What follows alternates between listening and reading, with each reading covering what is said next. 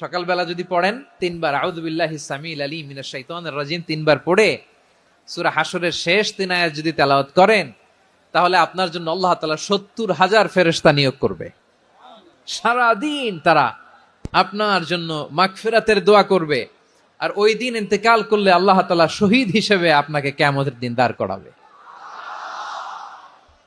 আবার সন্ধ্যাবেলায় যদি পড়েন, সারা রাতের জন্য 70,000 ফেরেশতা মাগফিরাতের দোয়া করবে। ওই রাতে মারা গেলে শাহাদাতের মৃত্যু নসিব হয়ে যাবে। আযকারুস সাবাহি ওয়াল মাসা, সকাল সন্ধ্যার যে জিকির, এই জিকিরের অন্তর্ভুক্ত করে নেবেন এই ওয়াজিফাটা।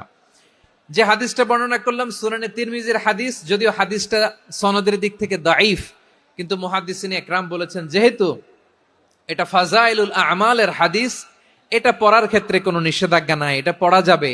সো সকাল সন্ধ্যা যদি সুযোগ হয় এই ওয়াজিফাটা যেন আমরা পড়ি।